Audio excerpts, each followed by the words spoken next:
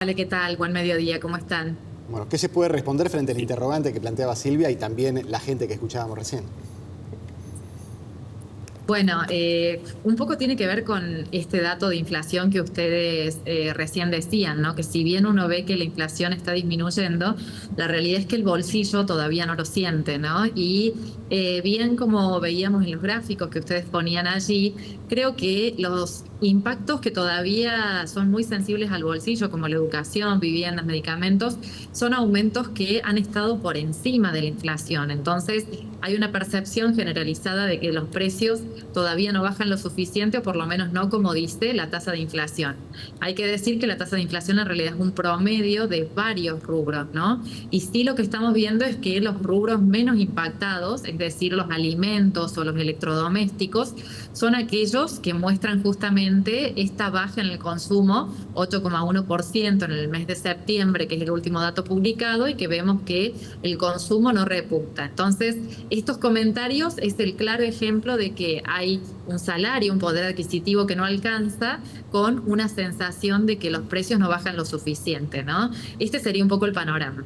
Gisela, estábamos acostumbrados a los diciembres explosivos. Es cierto que la política económica de este gobierno es totalmente diferente, por eso vemos la baja en la inflación, pero siempre estábamos acostumbrados a un dólar explotado, una inflación explotada, bueno, la gente muy convulsionada, pero diciembre recién arranca. ¿Qué se puede esperar para la próxima medición, justamente cuando diciembre tiene que ver con las fiestas, con gastos sobre las fiestas, con gastos sobre vacaciones? Bueno, allí en realidad siempre se espera para el mes de diciembre y el mes de enero algún aumento de precios, producto de que es un mes donde hay más pesos circulando en la economía, ¿no? El aguinaldo influye, bueno, la gente compra más los regalos de Navidad, además alimentos. Hemos visto que la carne aumentó la semana pasada y va a volver a aumentar seguramente este mes. Entonces se espera que un repunte inflacionario haya en todo este tiempo, ¿no? Ahora, con respecto a lo que vos comentabas de que los diciembre suelen ser meses diciembre y enero, ¿no? Meses con mucha incertidumbre, donde además también hemos visto devaluaciones del tipo de cambio y todo eso. Ese no sería el panorama ahora, primero y principal porque no hay esas tensiones en la economía, ¿no? Tensiones que antes venían con una economía que venía muy recalentada a través de mucho dinero, con la emisión monetaria. Ahora la economía está seca, ¿no? No hay plata. Entonces, al no haber plata, tampoco hay tensiones en el mercado del tipo de cambio o también en la inflación. Y entonces, estos factores que en algún punto antes hacían justamente las tensiones inflacionarias, hoy son focos de tensión que hoy no están, pero todo esto es a costa de un gran sacrificio de los asalariados y de la gente y de su poder adquisitivo, ¿no? Gisela, ¿qué podemos decir en la comparación entre la media de la inflación a nivel nacional y la inflación de Córdoba?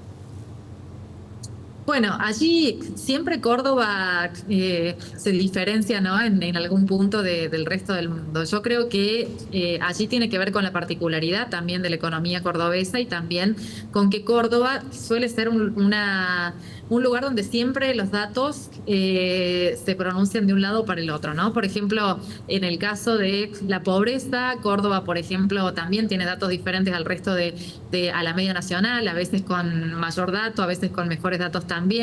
Yo creo que ahí tiene que ver con la particularidad de la economía cordobesa, en donde, bueno, un sector productivo también que en algún punto con el sector agropecuario y demás también tiene un mayor movimiento económico. Bueno, ahí están los datos y eso se refleja, ¿no?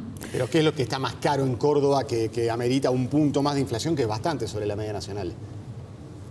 No, sí, totalmente, pero yo creo que ahí tiene que ver puntualmente con esto, ¿no? Con el movimiento económico, que tiene que ver con que suele haber una mayor demanda de pesos también, ¿no? Aquí están los brotes verdes que se empiezan a ver, ¿no? En distintos sectores, como por ejemplo la construcción. La construcción es un ámbito donde aumentaron muchísimo los precios, ¿no?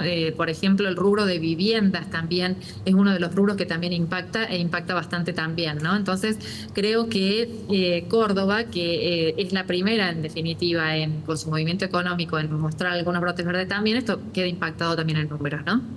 Gisela Beritier, muchísimas gracias. No, que anden muy bien, hasta luego.